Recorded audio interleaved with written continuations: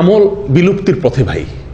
আমরা যারা আলহামদুলিল্লাহ খুঁটে খুঁটে অনেক নেক আমল করার চেষ্টা করি, আলহামদুলিল্লাহ অনেক ভালো ভালো আমল আমরা দোয়া দুরুদ এগুলা করার চেষ্টা করি, তারাও এই আমলটা থেকে অনেক দূরে।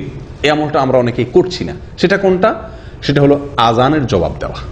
মুয়াজ্জিন যখন আজান দেন ৫ ওয়াক্ত নামাজের জন্য, সালাতের জন্য, তো মুয়াজ্জিনের আজানের কি দেওয়া?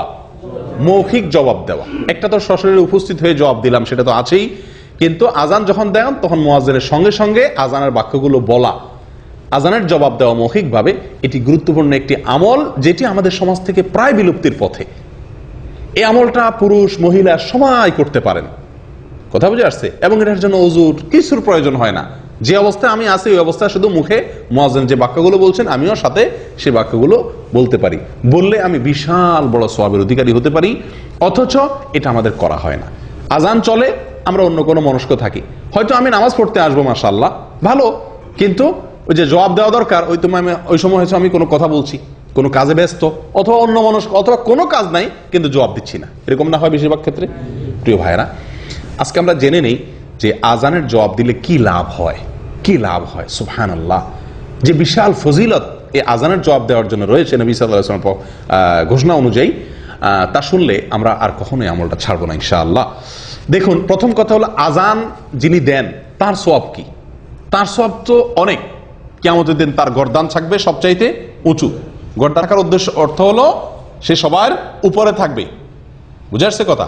সম্মানিত যে, এটা বোঝা যাবে। বুখারীর এক হাদিসে আসছে নবী সাল্লাল্লাহু আলাইহি ওয়াসাল্লাম বলেন, লাউ ইয়ালামুন নাস মা ফিন নিদা ওয়াস সাফিল আউয়াল লাস্তাহামু। মানুষ যদি জানতো আজান দেওয়ার ভিতরে কি মর্যাদা রয়েছে, মুয়াজ্জিনের জন্য কি মর্যাদা রয়েছে, যদি মানুষ জানতো তাহলে লটারি করে মুয়াজ্জিন নিযুক্ত করতে হতো বিনা পয়সায়। মানুষ প্রতিযোগিতায় লিপ্ত হতো, লটারি করে ফ্রি আজান দেওয়ার জন্য মানুষ আসতো, যদি জানতো তার কি মর্যাদা। তাবরানীর এক হাদিসে আসছে নবী সাল্লাল্লাহু আলাইহি ওয়াসাল্লাম বলেছেন, ওয়া আজরুহু মিসলু আজরি মান সাল্লামা।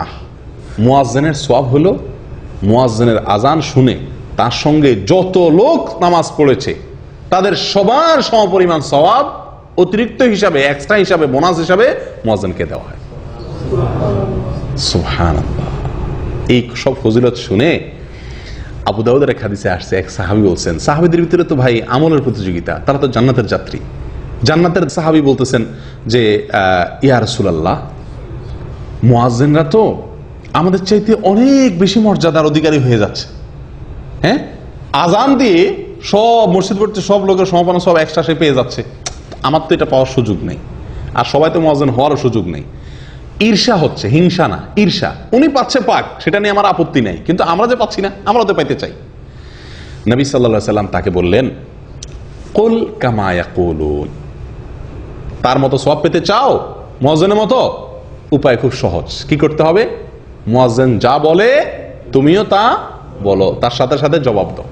মুয়াজ্জিন যখন আল্লাহু আকবার বলবে, পুরা পাড়ার সমস্ত মানুষ যারা আমরা শুনছি সবাই আমরা সঙ্গে বলবো কি? আল্লাহু আকবার। যখন মুয়াজ্জিন আশহাদু আল্লা ইলাহা ইল্লাল্লাহ বলবে, আমরা কি বলবো? আশহাদু আল্লা ইলাহা ইল্লাল্লাহ।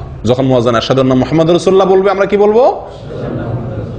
অনেকে মনে হয় সাল্লাল্লাহু আলাইহি ওয়াসাল্লাম বলে, না, কি বলবো এখানে? আশহাদু আন্না মুহাম্মাদার রাসূলুল্লাহ। স্বয়ং নবী সাল্লাল্লাহু আলাইহি ওয়াসাল্লাম এইভাবে শিক্ষা দিয়েছেন এবং সহিহ মুসলিমে আছে, ইযা ক্বালা আশহাদু আন্না মুহাম্মাদার রাসূলুল্লাহ ক্বাল আশহাদু আন্না মুহাম্মাদার রাসূলুল্লাহ। সহিহ মুসলিমের হাদিস।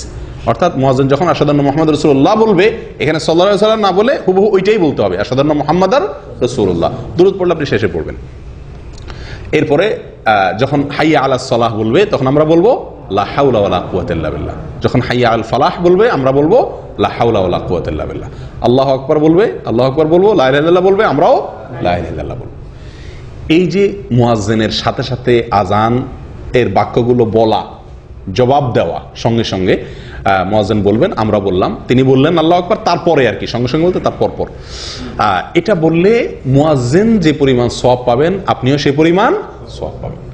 এখন একটু চিন্তা করে দেখুন, হারামের মুয়াজ্জিন, মক্কার হারামের মুয়াজ্জিন আজান দিচ্ছেন, আর আপনি সে আজানের কি দিচ্ছেন? জবাব দিচ্ছেন। তিনি আল্লাহু আকবার বলছেন, বলে শেষ করছেন, আপনি আল্লাহু আকবার বলছেন। তার আজান শুনে কত হাজার হাজার মানুষ নামাজ পড়তে আসবে হারামে। তাদের নামাজের কি মান, কি কোয়ালিটি, কত ভালো মানুষ তার ভিতরে থাকবেন। এই সবাই সমপরিমাণ সালাতের এক্সট্রা সওয়াব আপনি পেয়ে যাবেন, শুধুমাত্র জবাব দিবেন।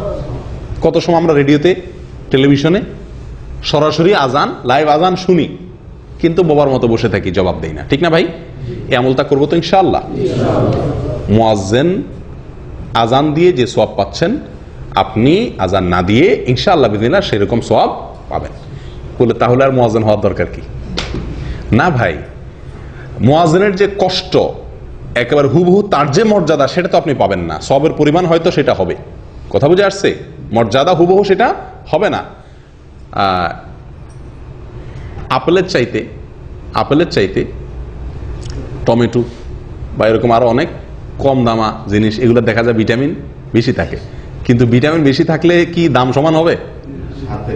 স্বাদ তো একরকম হবে না। এই জন্য যিনি আজান দিচ্ছেন তার মর্যাদা তো আল্লাহ সুবহানাহু ওয়া তাআলার কাছে অনেক বেশি, কিন্তু তার সমপরিমাণ সওয়াবটা অন্তত আমি ভাগ বসাইতে পারলাম। কি করলে? আজানের জবাব দিলে। দেব তো ইনশাআল্লাহ। এই আমলটা ভাই বিদায় হয়ে গেছে। ওয়াল্লাহি আমরা বেশিরভাগ মানুষ আজান হয় কিন্তু খেয়াল করা হয় না। করবেন তো ইনশাআল্লাহ আজ থেকে। আল্লাহ আমাদের সকলকে তৌফিক দান করেন। জাযাকুমুল্লাহ ওয়া আখিরু দাওয়ানা আলহামদুলিল্লাহি রাব্বিল আলামিন।